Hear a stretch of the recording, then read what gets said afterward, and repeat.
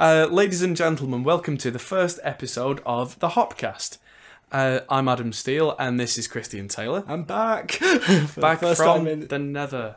Yeah. And today's podcast is going to be the first of many, where we're going to talk about music production news that goes all the way from guitar production all the way through to computer building, bands and what's happening with them that's important in the music industry, and just about everything in between. Yeah, it's kind of like a GAT News extended.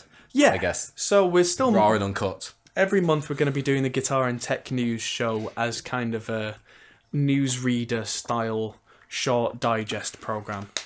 And then every 4 weeks we'll do that, and every 4 weeks we'll do this. So every second week there'll be something. This one is pre-recorded because this is us kind of getting the format together, getting all the assets and all that kind of stuff. But we're going to schedule this to go live. We're not sure what. Excuse me. We're not sure what date yet, but we'll work that out. I'm thinking a Wednesday. Depends what works for you, but we'll sort that out off camera. Yeah. So let's dive right into things. Okay. Is there any way you want to start, or? Let's just go left to right because we've got quite a lot to discuss. Okay. So if we change camera, you can see what we can see. So, Andertons have released Ibanez's most. The first guy like a quick look at. Wow, is that really the price? Yes, it is. Oh, okay. So that's the first thing Can we talk want to about talk that? Yeah, so I was going to look at this in a separate article, but that's already here. Ibanez are releasing a new Tube Screamer with a tube in it. Yeah, it's this whole thing about Ibanez Tube Screamer seem to be going backwards again, because the early ones were what people wanted, and then they've tried to progress and progress and progress. Yeah, which I think's great, and now they're kind of going, well, let's go back to what works, but with better electronics and better. I kind of like the idea of an actual tube in this Tube Screamer. I don't know much about the Korg new tube. Yeah, it sounds a bit kind of newfangled technology to me. I mean, there were such things as microtubes. I don't know if you know about these. At the end of the life of actual tubes, in the 70s, 60s, they were making these miniature tubes. Okay. That were still actual, genuine tubes, but because they were smaller, generally the problems were they were harder to replace. They had quite a loud background noise floor, which for things like, they were built for TVs and that kind of thing, so it wasn't as big a deal, but for this kind of thing, it wasn't a good idea, so hopefully this isn't exactly that. I mean, it wouldn't be. No. I mean, they've got to do something different. I mean, I'm just seeing now that they've got a mix control, which is apparently a first. Yeah. Alright, pretty cool. I'm not... But you could put that on a regular Tube Screamer. Oh yeah, absolutely. I think it's just trying to make it a more flexible device, kind of. Yeah. But I am worried about that price tag. The thing is, I mean, if I was using a pedal as a boost for a high gain kind of thing, I probably wouldn't buy this. No. Because what a Tube Screamer actually does in that instance is it cuts some of the bass and pushes some of the mids and pushes the volume, which was actually a shortcoming of the circuit originally. Yeah, it was. It's kind of the downside of a Tube Screamer, but someone worked that out in the 70s, late 80s, kind of 80s. Judas Priest apparently did this quite a lot with the Tube Screamer in front of a Marshall. Okay. It was how they got that original, like, breaking the law kind of sound. But the name Tube Screamer doesn't come from it having a tube in it. No, it comes from the pedal making the tubes in the amp scream. That was the point of it. It was to make your tube scream. It wasn't because it had a tube in it. So this is really just... I mean, it's something new. I like that they're doing something new. Yeah. Like I said, I am worried about the price tag just because of what other boost pedals we're seeing in that market, in that competition now. For the same price, yeah. The Precision Drive? Yeah, that has higher output, also has a variable low cut and a gate. Yeah, exactly. And, I think it's Protone as well. They do a lot of pedals within that price range. I'm not saying any are better or worse. Yeah. I'm just saying that it's a bigger field than when the original Tube Screamers came out. And the other thing for me, like, I want to hear this against like a TS9. Yeah. So- Oh, funnily enough, Rob Chapman is doing a demo with Andertons. Oh, okay. I saw a picture that they'd taken. I don't know how long that's going to take for him to release. Is that the pedal show or? No, that's Anderton's Okay. Chapper's their Okay. regular scheduled programming. But because it's regularly scheduled programming, I don't know how long it's going to be before that's out. Because they have quite a long release schedule now. Yeah, I mean, and we also don't know when this is coming out. I mean, we're getting the announcement from NAMM, but we don't know that this is available now or anything particularly. We're still kind of fresh on the floor about what we're getting. But I'm excited to see it, but I want to really compare it to a TS9. Yes. And do I really give a damn about a new Tube Screamer? But props to doing something new. Absolutely. Right, so let's move back to this page. So the new RG series, to me an RG is an RG is an RG. Yeah, you're not the biggest fan, really. Well, not you don't dislike them, but it's a super strat. So to me, them bringing out new models, they're not new models to me. They're just slightly different colours, or one's got Floyd Rose, one's got hardtail. we're kind of seeing more of Ibanez's fine-tuning bridges. Yeah. Kind of coming back a little bit. Joe, they tried it on the RGA8. Oh yeah. The 2012? Was that the one where it's kind of a fixed Floyd Rose? Yeah, it's the fixed Floyd Rose, which a lot of people hate, but I like the concepts. But I like hardtail bridges with fine tuners. Have you seen the ABM bridges where it's Les Paul tailpiece with fine tuners on? Yeah. I really like that. I interesting. think that's really cool. Yeah. But I think the thing for me is because I've started doing a lot of live performance, I've found that I like a guitar or a bass with a bridge where I can really feel it with my palm. And the Floyd Roses, I can't because they're kind of a flat surface unless I'm too close to those tuners.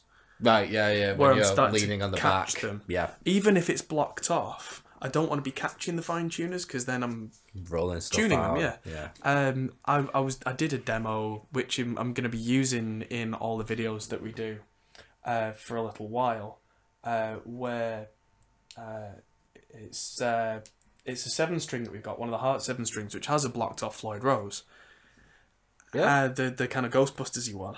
Oh, okay, yeah. And I was really struggling to find my palm muting point of where would palm mute properly without having to stop and look or check, because I'm so used to, like with a Gibson style, having it almost dig into the back of my hand, but not dig in, but I can feel it. I can use it as a marker without looking. I know exactly where I'm going. I think Floyd Roses on like baritone guitars kind of mess up the idea a little bit, just because if you play like Floyd Rose, the Charvels, your Jacksons, you kind of get used to the placement. As soon as a baritone and it's moved back, you kind of go, okay, I have to relearn everything. Yeah, your placement's completely different, isn't it? Yeah.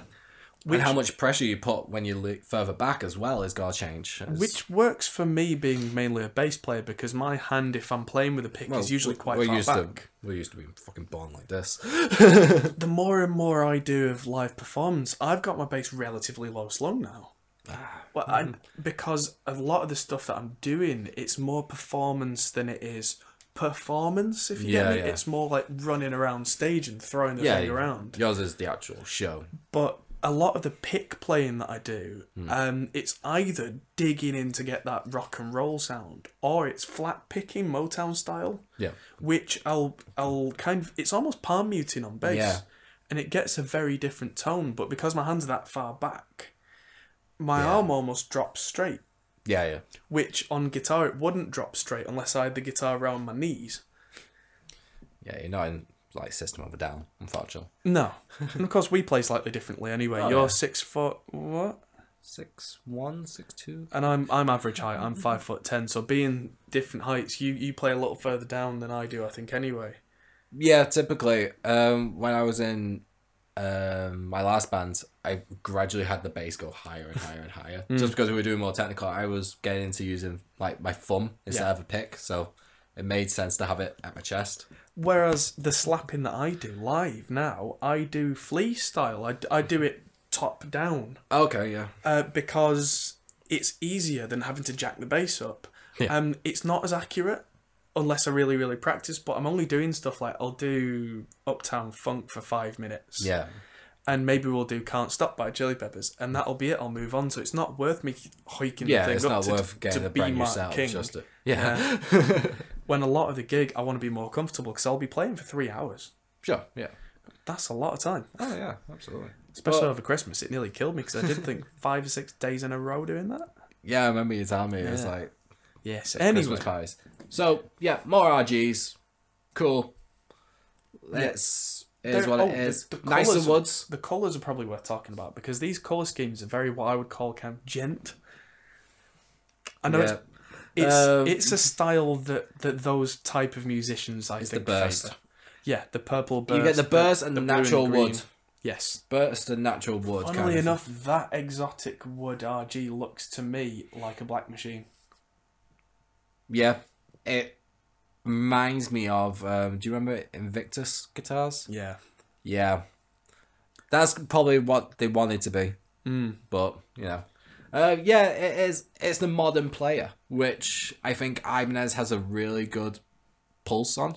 Mm. They really know those kind of players. Yeah. The RGA is. I like those scoops. Yeah, the RGA was a nice shape. It was a really cool shape. You know what other guitars got those kind of scoops? Go for it. The Jackson Juggernaut. Well, yeah. It can't be a coincidence. No. Like you said, RGs are RGs. The archtop ones do feel a little different. Like, I have my RG8, and Lee, who's been on the channel a few times, his RGA8. Very similar and very different at the same time. Like, the neck feels the same. It feels like it's just a copy and paste. But as soon as you get to that body, you kind of go, something about that. I like archtops. Maybe it's just growing up on Les Pauls and stuff like that. I kind of go, ooh, it's an arch. This feels like home. Compared to the flat kind of RG, you kind of go, boom, this is it. Yeah. If you dig it in, it's cool. Yeah. Another nice. RGDs. Okay. I like RGDs. Oh, hello. That white one there looks a lot like a John Petrucci model to me with all those cutaways and curves. Yeah, the RGDs do a lot of these kind of... They're like the... how do you call them? Like the streamlined kind of things. I liked... They're doing multi-scale. Yeah, I like the idea of multi-scale. I've never really got into it. But then I like a slightly looser feel on the strings to a point. Yeah, but I go with slightly heavier strings to make up for it. Yeah, well, I can't say anything. I'm playing in G sharp on a Les Paul. It's I'm my own demon kind of thing. So. Generally speaking, I go drop D at the lowest, but I just make it sound like a really heavy drop D. Yeah, I'm more of a tone sculptor than a octave jumper. No, I like that whole deformed kind of feel. Yeah. The AZs, okay. I don't want to spend too long talking just about Ibanez. Basically, Ibanez doing some new shapes, pretty cool. Yeah, it kind of looks like a weird £2,200 for not a Strat. That seems weird. That looks like the old Yamaha Pacificas to me. Hey, those Yamahas though. I'm sure they were fine as a first guitar, but £2,200 for that? I'm still a fan of the S series because they're very light. Yeah, the S series were cool. I used to call them the flat screen guitars because they were, do you know how thin they were? Yeah. Well, I always liked that about them because it meant you could really throw them around. Yeah. The Artcore multi-scale bass, that's interesting. A 5-string multi-scale. Well, Ibanez have been kind of doing some weird things with basses. Do you remember, what was it, the 7-string Dragon thing? That was 3 fretless, 4 fretted. Yeah. Yes, I really like that. Ibanez are just doing it. Paul Gilbert's got yet another signature model. Yeah. Fireman. Yeah, it's cool. It is what it is. Martin Miller, another Steve I. Yeah, that they've only mentioned and not even put a picture up of. Because you know what it's going to be. It's funny because it's true. Okay. Yeah, and so Ibanez have announced a load of stuff, but here's something that's interested me a lot more, if you're willing to have a look. The Kiesel Zeus, which we should probably talk about two articles at the same time. This big lump on the top of the new Zeus, the headless guitar, reminded me when this was announced of a completely different guitar, which was this one, Tosin Abasi. It's that burl, man. It's that burl. You see that big lumpy top? Yeah. And then compare it to that big lumpy top. They're not the same. No. But there's a big family resemblance right there, I think. Even looking at the monos there, and you look at it's not a mono, but it's got individually tuned because it's a headless. Yeah, it's the same market. Let's be honest. It's the same guys that are checking out the Tosin Abasi probably only know about the Kiesel. Yeah, the kind of people who are looking for modern or alternative or I do like the Kiesel. Like, I like the shape. I don't know why. I just don't get on with that brand. Like, I don't know what it is about Kiesels that just bug me a little, but it's just something about them. But hey, it's a headless Telecaster. Yeah. With a really cool wood. That seems to be the thing. NAMM is all about cool woods this year. You reckon? Yeah. I think we're entering the decade of the multi-scale and the cool wood. Because no one's allowed to use rosewood anymore. That's a good point. And look at these woods. I wonder what... It doesn't actually say what these are, but... I mean, what? It's got to be some form of ash body, I would say. That neckwood. That looks like some kind of ebony.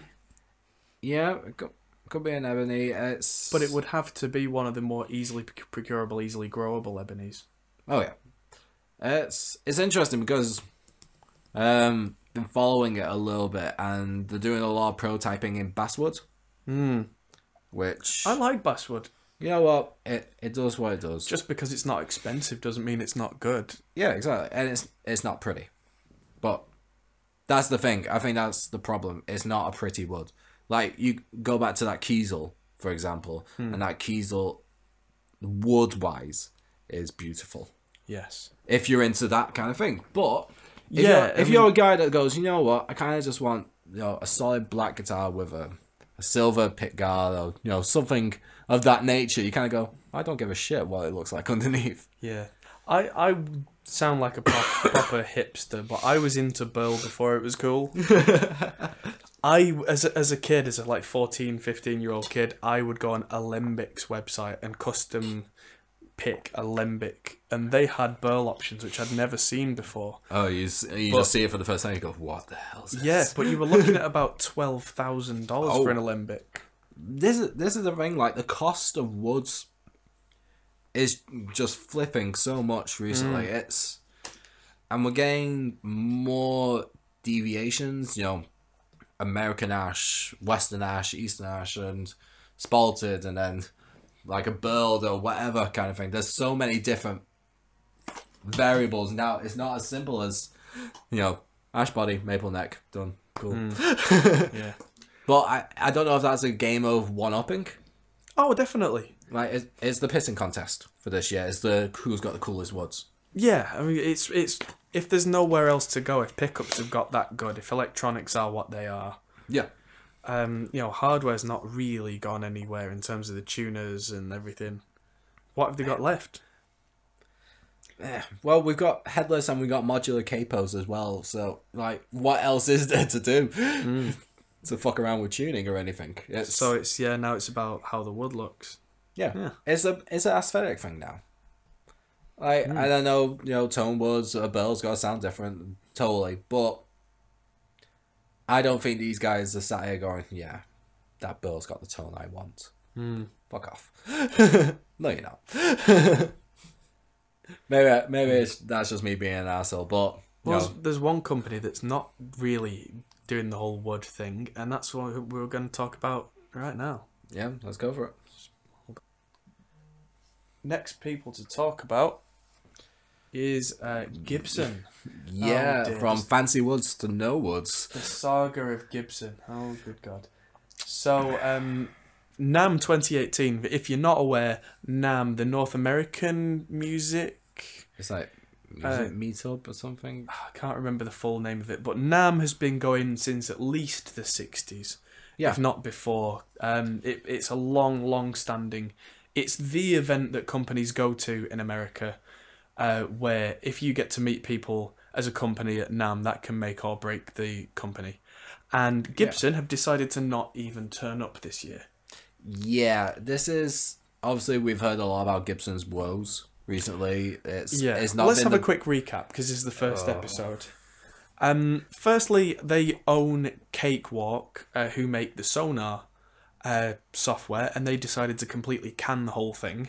Yep, that when the new models that they posted a picture of, it had the hairline fracture on the back of their neck. Yeah. Do you remember that? They posted pictures of their new guitar models, which were actually flawed. Yeah, which is not a great start. What else? A lot of layoffs, a lot of artists leaving. Yes, including a good example, Bill Keller from Master. He had a lot to say about it. Well, the general thing that he said from what I read was basically they don't care about him. So he doesn't care about them anymore. Yeah, well... for his signature model, he was saying, well, it's my signature model, this is how I would like it to be. And they were just sending it out completely not like that. Yeah, it's just not what they ordered, or it just wasn't to spec at all. The thing is, you think, oh, well, poor me, this guy's getting these things for free. That's not the point. The point is, if Gibson are representing him to his fans... Yeah, if he sounds like shit, it's... Well, if the guitar they get sounds nothing like what he sounds like, they're going to be upset. They're going to be like, well, what was the point of me buying this? Yeah. The Gibson brand is going to suffer, and so is the reputation of Bill Kellier.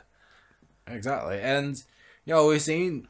Maybe we saw the writing on the wall a while ago when Zakk Wylde went solo with Wild Audio. Everyone kind of thought, well...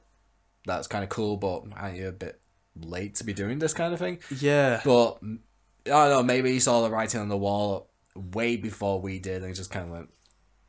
I think that's definitely the case. I mean, it's all speculation, but I think Zakk Wylde knew what was going on at Gibson. And he's been there a long time. Yes.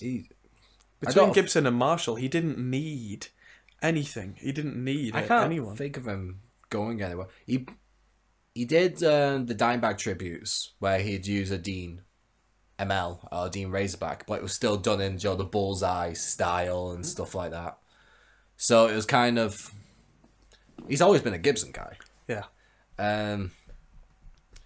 But the thing that gets me with the Gibson thing is that, Gibson, they're not there. Fair enough. Okay. Let the new guard come in, but whatever. But Epiphone are still releasing news, are still releasing new models.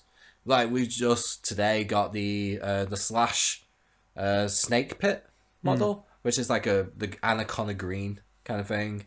Matt Heafy from Trivium has a couple of signature series now. He has a limited edition Snowfall 7-string white Les Paul, which is 100% white, even the neck and everything. It's really cool, really different. So, it's weird. I don't know if Gibson are kind of got to sit in the corner and think about what they've done and let Epiphone go and do their own thing. But I have heard reports that some of the higher end Epiphones are better quality than the lower quality Gibsons. Well, yeah, I mean, this is the other thing. Like, but this was a few years ago. But maybe this was another part of the downfall. It was the whole. Was it the illegal woods kind of thing? Gibson was still found to have like illegal woods or like lesser quality woods compared. Yeah. They're basically like cheaping out and cutting corners. I think they were going along the attitude of, we're Gibson, we've been doing this for 50, 60 years, this is tradition, this is us. Yep. And then the regulatory bodies were like, don't care, it's not good enough. Yeah, but it was the consumer at the end of the day that kind of went, this is shit. Yeah. kind of thing. Like, you probably got one of the last good years out of Gibson. Yours is 2012? 2013. 2013. And even then, it was a lucky one. I've played quite a few 2013 ones. I remember you went through like 5 or 6 and you're like, no. Yeah, and it was the one that I got that was Inverness Green that you see in all the videos. Just happened to be... even that's not perfect. There are gaps in between the binding and the frets. Yeah, yeah. If I'm not careful, I catch the string there. I could do with really getting that seen to by someone. I keep just putting that off, but that's my own fault. But that shouldn't be there on a guitar that's over £1,000. Yeah, like a Gibson. Yeah. And them CNC'd, the machine made, and yeah. very little of a human touch in Gibsons now. Let's be honest. The only possible explanation I can find for the wood not lining up with the binding is that the wood is shrunk. Yeah. And if the wood shrunk, they should have made the necks in plenty of time for the shrinkage to happen before they cut them. Well, this is the other thing. If So they've they're just rushing. been thrown on, gone. They're cutting corners, they're rushing. Yeah. Which you can't do and then put robot tuners on and expect that to be, oh, everyone's going to like that now. Yeah. It sounds to me like the boardroom's got the ideas and the guitar makers don't have much say in it. I don't think they've had to say for a long time. No. I think, like I said, I think Gibson need to go and sit in the corner, think about what they've done, and come back with something new. I think they need to innovate and kind of come back and go, look, we've got the history. We know what the kids are into. as much as it sounds like your dad talking, it's like, we know what the kids are into. Here we go. Like, if they came out with, extended range, which they use Epiphone to delve into these ideas, and it's kind of, I love my Epiphone, but it's like, I think Gibson should be doing these ideas as well. I think you let Epiphone test the water, and then you do the Prestige model. That's used to be that's how it used to be. You had the Epiphone Goth series, and then the Gibson Voodoos. Like the Gibson Voodoos with the big boy stuff. And the black and red and stuff like that. They were awesome. But, you're seeing these 7-string Les Pauls and baritone. I think the best thing they did for a while was that 7-string Explorer. The Gibson 7-string Explorer. Why that was a 1-year thing, I don't know. Because I really want one. Because I think they're so cool. Is that the one that Chad Kroger's been using? Yeah. He's used it for years, and his tone is amazing. Look, you can knock Nickelback all you want musically. Production-wise, they got it down. Yeah. I'm sorry, but they've got it down. A few years ago, I heard one of their albums, not expecting much, and was just like, what? Dude, the drum sound. The drum sound. What album was it that had Side of a Bullet on it? Oh, All the Right Reasons. Yeah, the start of that album is just It's just cool. What beast. Yeah. Completely took me by surprise. You should check out the new Feed the Machine's a great album. Like The Betrayal, Acts 3, it's got this very Metallica Black Album vibe, but the production is so cool. And the songs are good. It's a dirty word, I know, with whole Nickelback thing, but yeah. That's another thing. Have you seen Ryan Peake's guitar? No. It's the V, and it's got like pipes and stuff. It's like a broken V, and it's got pipes connecting it all together. Alright. Let's see if I can get a picture of it on my phone. Well, let's see if we can find it for the viewers at home. Yeah, just Ryan Peake, Gibson V. Yeah, just go in the images. Image. Just flick the camera over so people can see it. It's like that one? No, but they're cool as well. Where is he? He's got. Oh, that. Huh. Check out that. That's kind of cool. That's a bit different. That's more different than the Jason Hook one that I saw. Oh yeah, the Which is the military one. The tank with the tube for the wires. He's never had a signature. Ryan Peake's never had a signature. Neither's Chad Kroger, actually. Well, no, Chad Kroger had a Les Paul. It was like, yeah. But you see him with the 7-string Explorer. See, if they did an Epiphone model of that, I'm in. I'm straight in. And then you do the big Gibson model at the end. Yeah. Because I think that's cool. I think it is a monster. That's the innovation they need. Not necessarily the model, but it's that mindset they need. It's the innovation they deserve. Yeah. Exactly. And well, while we're talking about signature guitars, let's move on to our next news topic, which is this guy's signature guitars. Why is it asking me what million countries I could be from?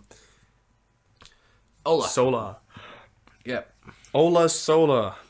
Yeah, Ola England. Check that out. See, they're just cool straight off the bat. Daniel Bergstrand is a guy to respect, and if he likes these. I really like Evertunes, and I got in contact with one of the guys from Evertune a while back, and I need to get back in touch with him, because if I can catch up with him, he offered me a deal on a demo for an Evertune, which I need to get on, because I think for tracking heavy guitars, that will be an absolute beast, and a lot of Ola England's signature solar guitars come with one as standard. You know what? We're seeing... Sold out, sold out, sold out, sold out. Check that out. See, the guy's got it down. I think... What? The White Explorer is not sold out? Really? Yet. Maybe they either made extra or... I mean, they're not cheap. It's not bad, though, for what we're getting. What pickups? Let's have a look. Pick up. Does it say anywhere? No. It doesn't say on that page. Either there is Ola doing his own? I would have thought so. Okay. It is a lot cheaper to make your own pickups and then expect people to replace them with what they like. Oh, yeah. Originally, when Chapman guitars were first made, the first ML1s, that was the idea. They put the cheapest Chinese pickups in that they could because it didn't feel right to sell a guitar that had no pickups in. The idea being you put what you want in. Yeah, well, I think that's fair. I think, you know, you bundle it with, especially if you bundle it with a awkward cavity. You know, we're talking silk bar kind of thing. If you have a silk bar in it, it'd go, great, I can only have silk bars now. It's not true, but, you know, that's part of the mindset. So this is all the A series ones, and some of these premium ones, they've got no... I did not say anything about... Go away. I did not say that. Don't say it. No, you're going to trigger it again. But yeah, €1,200, so what, $1,500? Notify me when it'll be available, which means they've made a run that's out already. Yeah. Check those scoops out there. That's got some serious hype for access. We're seeing that access. That scoop there, you would have no trouble getting up to the 29th fret. Are we neck through? Yes, on the expensive models. Is neck through? Oh, wow. Okay. Which means it better be made right. It better be made so the neck's not going to warp, because there's no way of adjusting that. Well, there's the truss rod, but that's your lot. Good to know from the side as well that it's not Gibson style. It's not angled back. It's pretty on it. Yeah, that's a super strat. Yeah, with a pin on the back of the. Oh, thank God! Really, I hate it. I way prefer it. I'm that guy. Maybe I'm just so used to having the pin on the end. I think I played Abasi Rich Mockingbird for years. You have to have a pin on the back. That's fair. You just gotta go. Oh, you get stabbed. Yeah, exactly. You have to do it, otherwise that dived anyway with a pin on the back. So yeah, that's true. I had to dig that out. I actually kind of like that bass. Let's compare the price of this to the bottom one, which is the A2 7-string. Wow. Which is okay. That's neck through as well. String through body. Wait. Oh shit, it is. So it's a 7-string. It's not got an Evertune. It's hardtail. Fine. Neck through, all the sustain. Yeah, absolutely. I actually prefer bolt-ons and not string through, but that's a tonal personal choice. Yeah, I'm kind of in that. I like a bolt-on personally, but I'm not against neck through at all. And if at the right price, if it happens to be neck through, cool. Like €700. Funny thing, my main tracking guitar is a neck through Les Paul. Yeah, but when someone says to me dream guitar, infinite budget, go, I tend to say bolt-on. Yeah, my customs have been bolt-ons. It's just what I go to. It's funny, isn't it? But then I don't think, generally speaking, I would have a neck through on anything other than a traditional design like a Les Paul, because that is how a Les Paul is. Therefore, that's how I would have it made. Yeah, Like, exactly. I can't see myself having a traditional Stratocaster with a neck through. No. Because it Or wouldn't bolt-on Les Paul. because it wouldn't make any sense. But yeah, I don't know. If you have a bolt-on Les Paul, I'd love to see it though. So, But yeah, so there's the art. Oh, behave yourself. There's the Artist Series. Ola and Ola. Really? Well, guessing so. So these would be the ones that Ola himself would play. But they're 1,200. They're not bad price at all. Yeah, absolutely no 25.5 scale. 10 to 52 strings, so it's heavy bottomed. Locking tuners. I'm liking everything. Yeah. Graphite truss rod. Yeah. But these are the ones that Ola looks like he's played these on his channel and live.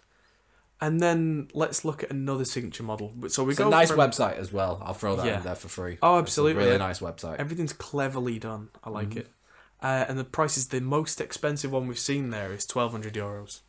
You see, that's With an that's an Evertune. interesting demographic. Now, looking at a different signature model, John Brown yeah, from Monuments. yeah, This looks like a stripped down style, When we but the initially... price isn't. No. No. When we originally spoke about this, it was like, okay, budget range signature series. We see it a bit more now. Is all right, cool, and Yeah. Joda is not the poshest wood in the world compared to what Mayonnaise can do. We've seen like their Regius Maybe that's models. just an aesthetic thing, because Yeah. this looks like very open grain ash, and it's the Duvel Q in either Summer Moss, which is green to wood, or Winter Heather, which is purple to wood. Yeah, apparently, like the colours were based on colours you see in Huddersfield.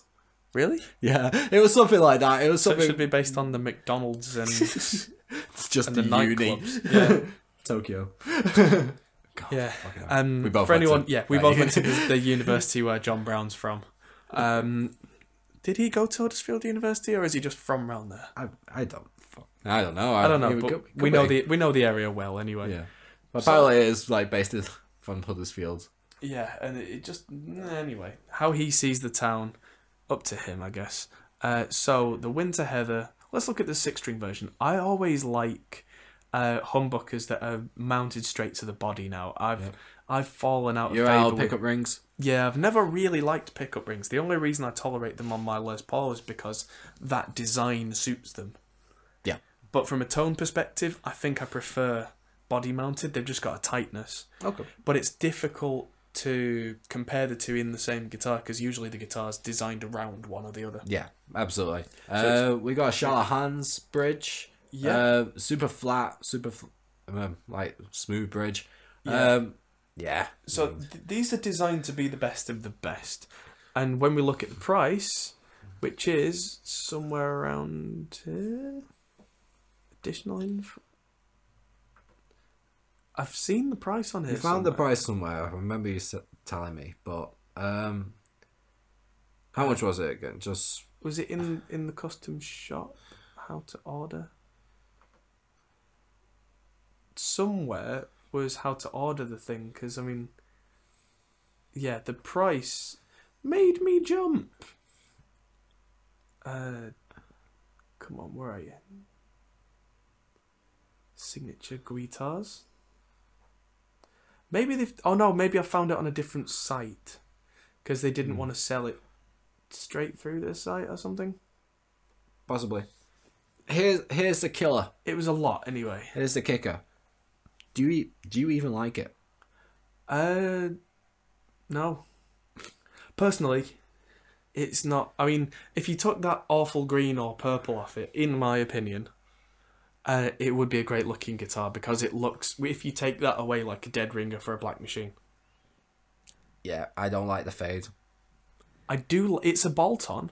Yeah. With 6 bolts. I like that. I like that a lot. I like. It's the if extra gonna be- reinforcement. It's Yeah. always helpful. And it's 2 sets of 3 in line, which I've seen staggered and I've seen things like that. yeah. I like that. I had a 6-string bass that was a Washburn, which had 6 bolts that were kind of off angle, and that was the most stable bolt-on neck I've ever had. I've seen a new thing now where it's 2. Well, maybe it's not too new. It's 4, and then there's 2 angled. Oh At right, the back to stop it twisting. Yeah, yeah. and it pulls it. Yeah, I I just want to sand that down. Like, I don't like that fade. I know I've spelled that wrong. Mayonnaise Duvel Q. Okay. That's the standard, and it's more than that. Oh, fuck. Yeah, we're not seeing the price, but we can... I can tell you that I found the price, and it was about £2,300. Yeah, it's... No, I'm not a big enough fan of it. It doesn't do anything for me.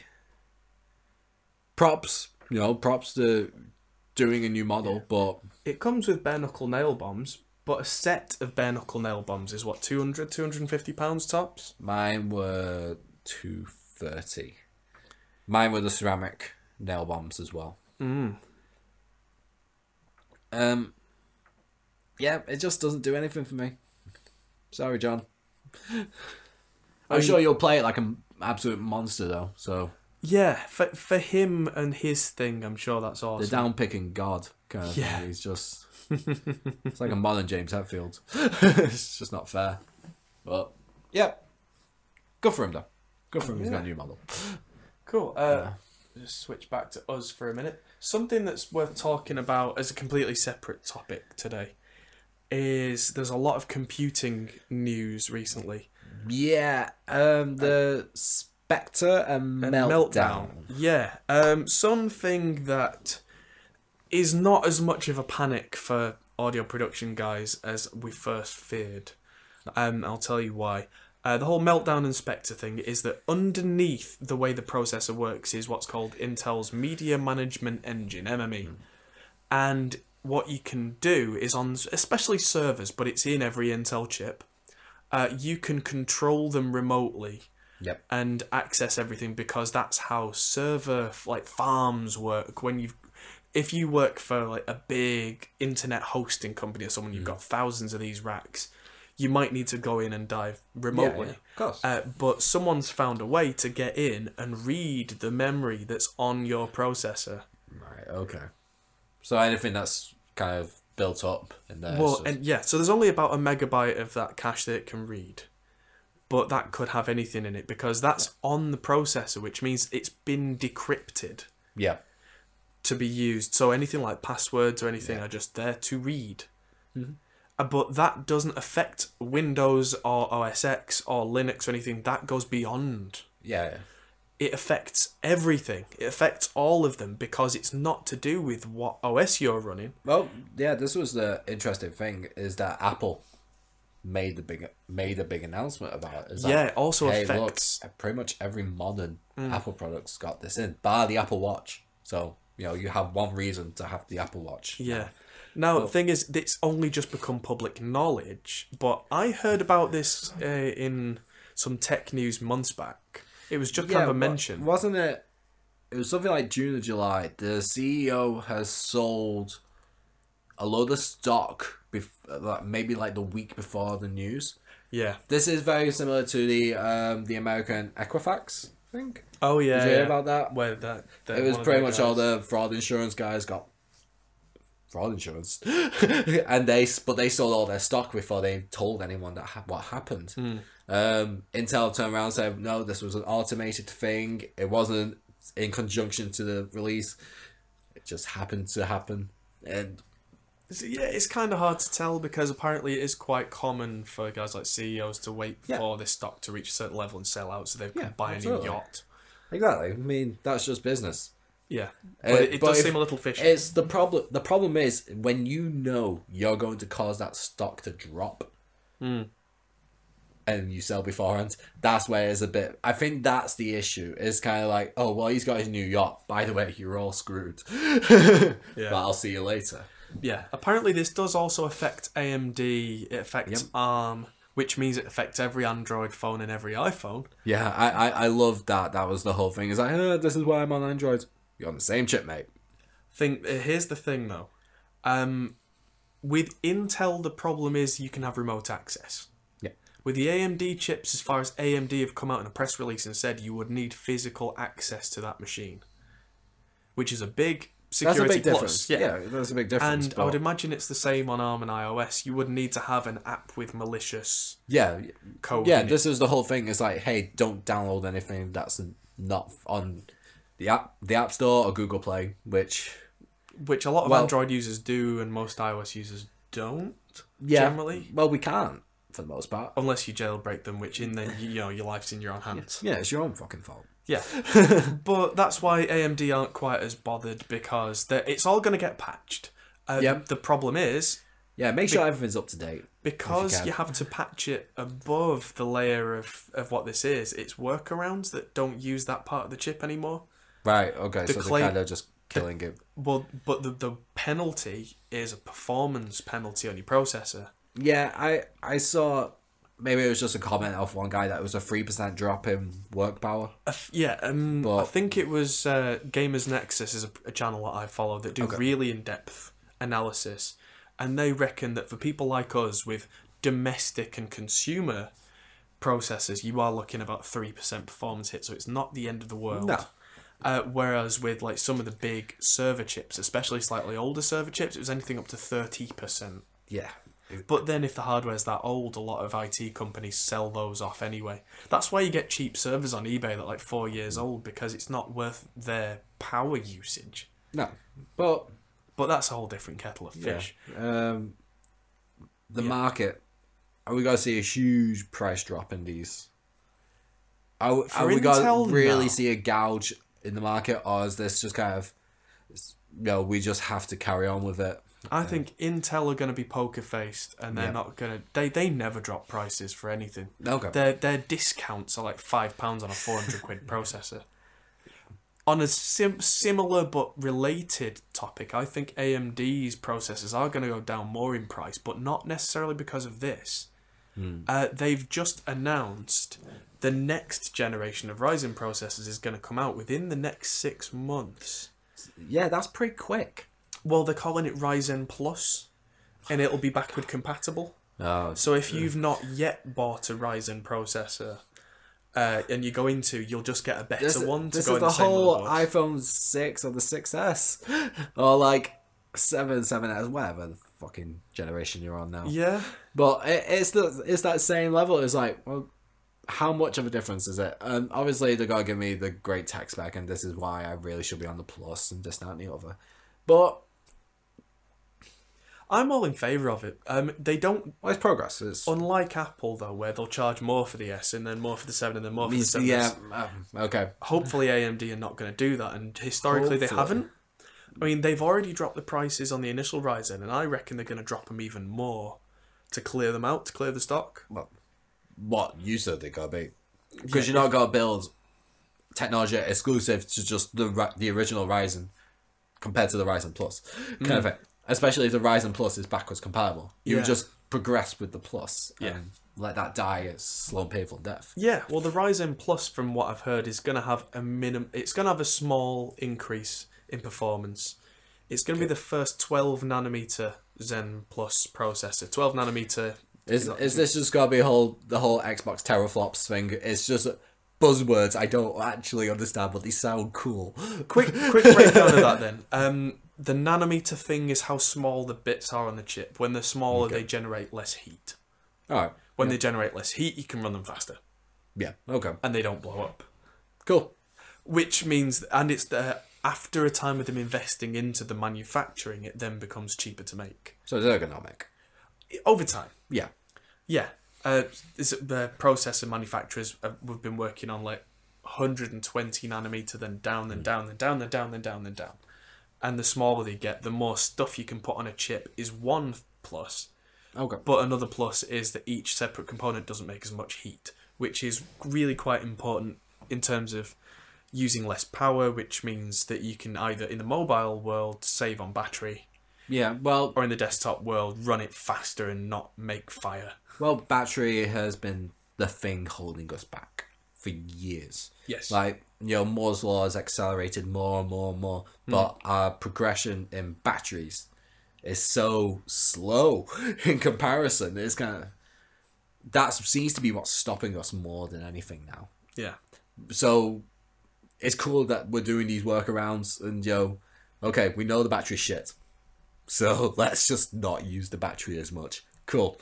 It's obviously it's all gonna play, but I want to see new battery technology one day. Well, Manchester University are doing a lot of investment into graphene, this new new technology, which if that comes up, which it should do in the next 4 to 5 years, there's things like much quicker charging of batteries is already a thing. Oh yeah. Like something like a 10-minute charge for a battery. Yeah, that's from zero. That's pretty big. That's a pretty good deal. So if they can get that kind of technology down, that's really going to help. But yeah, I mean, there's more interesting things. I mean, for audio producers, the graphics cards are not a big deal, but like I'm running a 2012 MacBook still. I don't give a shit. It's just it was all about hard drive for me. It was get that SSD in there. I don't care. Yes, SSDs are definitely where it's at. I mean, no, I still run games on the Windows side using that graphics card, and it still works. Yeah, it still works great. I think it's a. And you're not going to run PUBG on it, though, are you? Not tried it. I've been delving back into Dota, like bits and pieces. Though I had a look at my thing. It was like last played. It was like 10 months ago. I went, oh god. There's been like 4 or 5 updates since I last played. It was like I don't know anything anymore. I've been getting into playing PUBG quite a lot, and this laptop panics at PUBG, even with the 1.0 release that's much smoother and faster. Was it the Xbox that completely bombed? Oh god. Bombed their version. Yeah, that kind of put me off, especially as soon as they said, "Hey, PS4's getting it as well." And I go, oh, no. Well, the PS4 might handle it better. I mean, it's a better running game than it was when it first came out. Oh yeah, that's for sure. But yeah, it's optimizing it. My laptop is about 2 inches thick, and it's got a mobile 270 Radeon in there, and that's just about keeping up at 720p, which isn't really enough for PUBG. I'm having to run it on the desktop streaming machine at home just to get anything. God. Yeah, no. I'm alright for now. It's the latest version of Crysis. You know the old joke, can it run Crysis? God. Yeah. Is that the modern... Well, is that the original Does It Gent? Who knows? Yeah, I think we're out of topics for this week. I want to dive into the Abasi Guitars a bit more. Yes. Because we have like a lineup. We have... Oh, yeah, not just the guitar itself, but we have the crew. Fire away. And the crew is really what interests me. Like, I'm awful with names. And I'm going to butcher him. I can't... Where is he? Herb, derp. So... There we go. Yeah. And the alts. A Little Thunder pickup. Do you know the Little Thunders? The ones that are kind of a sub-type So they're a guitar pickup, but they have a sub on the E and the A on the bass. Yeah. So you get that kind of Joe single guitarist, Pliny kind of style, fills in that low end kind of thing. It's almost a selective pog. Yeah, it really is. The other one, Frank Falbo. Falbo guitars are monsters. Right. They are gorgeous. Joe, we were talking about the Burl and stuff. Oh yeah. Yeah, this is a guy for it. Right. This is a really good guy, and he is also a part of the Fishman Fluence R&D team. Now which is probably how we got in touch with Tosin Abasi, who won't stop going on about the Fluence. Yeah, and he was also part of Seymour Duncan. So, we see that train already. I think this is such a good team. Such a good team for what Tosin's aiming to do. He's pushing the boat out. Other than musically, he's doing this business, like pushing the boat out business-wise. He's not going for mass market, though, is he? No. Oh, no. He gave us like base prices of them, and it's like starting at 2,000. Yes. We're talking premium. We're talking big premium, especially to start. We've seen Lowoods. He does, in this particular interview, which is really cool, he does talk about his relationship with Ibanez a little bit, which kind of went, I wanted to go further. They were worried Right. about the price and doing this, because I think they kind of, not at the threshold, but they were kind of like, look, we really don't want to go over $2,000. Yeah, to our point, it's not what Ibanez do, is it? No, not at all. Not the bespoke, handmade thing. Ibanez are the kind of company where, even like Steve Vai said in multiple things, it's like, why do you stick with Ibanez? It's like, well, I can be anywhere in the world, and if something goes wrong, I can get another one. Exactly. And, you know, if you want the big premium stuff from Ibanez, you got the LA custom shop, and you got the Japanese models. And the rest of their guitars are kind of the mass market, and especially in the metal prog, they are the juggernauts. They are the big boys at the moment. Tosin going solo, you know, taking that shape with him, which he designed with Frank Forbo, as far as I know. Right. Okay. So it was his patent. Right, and he brought that to Ibanez. He brought that to Ibanez. Right. So okay. that's kind of interesting. That it was like, That's very hey, interesting. can we produce this? Ibanez essentially went, yeah, and then he's gone, okay, but we need to do this and this and this and this, and it just seems like, look, this isn't gonna work. You're gonna give away, you're gonna lose it on price and lose it on quality. It just seemed like a very amicable split, but his team that he's built around him. What's interesting is that it's Abasi Guitars USA. Right. So the USA built, as far as we know. Okay, well, the price reflects that. Yeah, so I think it's a nice team, and he's talking, 6, 7, 8, 9 string models, headless, pretty much everything you expect Tosin to want to do with a guitar. But starting price will be $3,200. Yeah. So gotta be at NAMM. Yeah, that's interesting that a guitarist would spend his time at NAMM, not just to be swanning around. If he's got a product to sell, he means business. Yeah, he's going all out on this, and I think he's arguably the best person to do it. In this day and age, I think like Misha was probably one of the best to go for the tone world kind of thing with the Horizon stuff. And is Horizon gonna do any more, like anything new? Oh yeah, they're making an interface. See, now this is where Misha's known, and I was in on the there was a questionnaire on the interface. Oh, okay, cool. So they're asking their own audience about, what do you think we should have, and I was like, opinions. Yeah, absolutely. And he's probably the best leader for that now, at least in the metal and prog scene, which we are kind of associated with. Yeah, Tosin's absolutely perfect to do it. He's probably one of the best ambassadors you could have for any brand. Yeah, he's cool, calm, collected. I don't think I've ever heard him swear. He's just so cool. And even playing wise, it's like, what are we showing off? A metal guitar? Cool. Let's go. Let's throw down. Oh, we're showing off 8-string acoustic. Right, let's play some nice jazz. Let's do this. Apparently, they're not just going to make it 8 strings as well. Yeah. Which is more interesting to me because I'm not comfortable with an 8. I've tried 8 strings before, and it's not that it's like, oh, I don't get this, low tuning stuff. I'm cool with that. I'm just not physically comfortable with my little sausage fingers on an 8-string guitar. I would, which is an irony for someone who plays 6 and 7 string bass, but it's a different style. Yeah, it's a different way of thinking. I personally like my 8. I have no idea what to expect from how these would play, but I am excited to see it. I do like he's kind of gone for, it's like a cross between a Stromberg and an Ibanez single cut bass. I do like this kind of combination. He talks about, have you seen the Guitar Center Presents? Guitar Center Presents Tosin Abasi. He talks about that shape. All right. Obviously, when it's an Ibanez thing. Yeah. But he says, it's based on a Stromberg, his Rick tune, Blur, and a couple of others kind of things. So, Interesting that it's only got one single knob on it, considering that like the Fluence pickups can do clever mode changes and stuff. Yeah, it's... Oh, who was it? I can't remember who it was. Oh.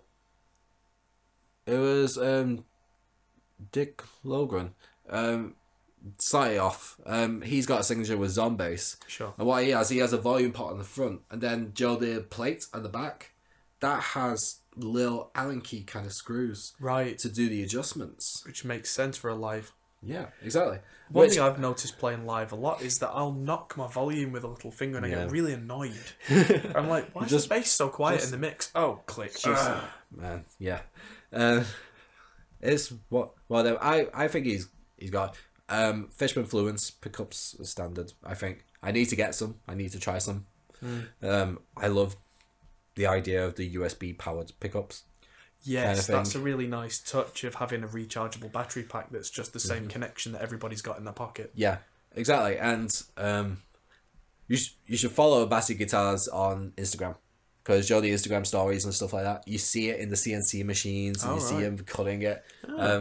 That's why they're using like basswood to do tests. They're doing like in the back cavity, they're doing like a little arch for the Fishman Fluence battery. Yeah. So it's like arched really nicely. It's a bit out of the way and all this kind of jazz. I've just seen in that shape that's right in front of us, the bottom half is just a Strandberg, isn't it? Yeah.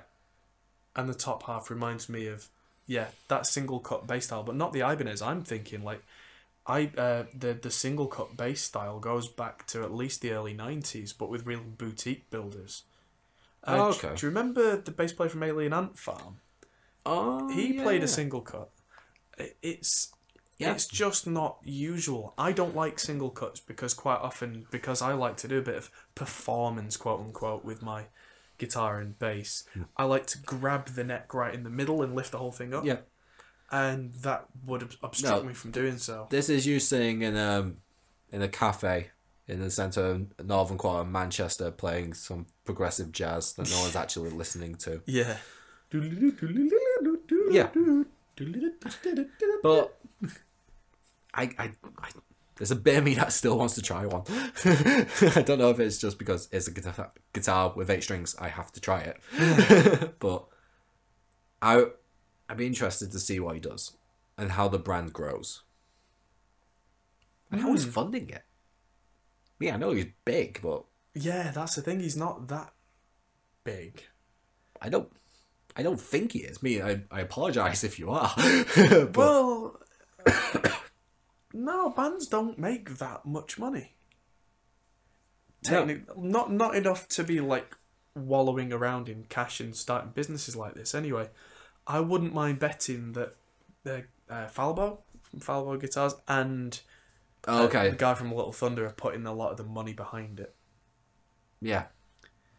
Because if they've got successful companies with products that sell, they'll have the capital to do that with. Yeah, if this is an off-brand of Falbo, then completely. Why wouldn't you? I mean, that's where I would imagine a lot of the money's coming from. Because any successful business of this scale requires somebody to have capital. Like Chapman Guitars, Rob Chapman didn't have a great deal of money. But Lee Anderton did, running a successful guitar store, and if you know anything of the story of them, the two of them are the partners. Oh, yeah. So, essentially, Lee put in the money, Rob was the face. Yeah. And they've got Matt Hornby as the managing director who does all the business when Chappers isn't doing the business. Yeah. So, that you need that for a successful business. You need someone who's got the capital.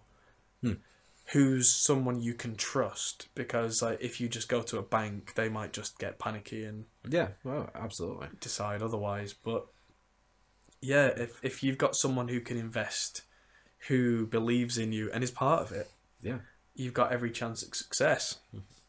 But 28th of January, we'll probably find out a bit more from NAMM. Yeah, so the next episode of the HopCast, which probably brings us to a nice segue to our finish, we'll have some more information. In fact, are we going to do a NAMM roundup? I think we are. Okay. Episode 2 of the HopCast is going to be very NAMM heavy, so it's going to have a lot of news in it.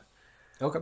Which is good. Yeah. I'll probably put a few bullets of the news into GAT News in a couple of weeks, but just a few bullets, and then we'll really go into depth in the next episode of the HopCast. Sounds good. So that wraps it up for this month. Thanks for listening, everybody. If you've listened on the online podcast through iTunes or any of the other vendors, then stick around. It's going to be a few weeks for the next episode. If you've watched us on YouTube, thanks for watching. I'm sorry. We know we've rambled on, but next time we appear in this format, we'll have better set, we'll have better lighting, we'll probably have a microphone each. We'll either be at the Hot Ball Studios or we'll be in my Studio B. And we'll maybe even have sponsors and graphics and all that kind of good stuff. So I've now got a few weeks to work on all that. Thanks for watching again, and we'll see you in the next video. Goodbye. Thanks for watching, guys. If you enjoyed this, feel free to check out our other videos, as you can find here, or check out our Facebook and Twitter, or our Patreon page, which helps us to make more videos like this. Thanks for watching, and we'll see you in the next video.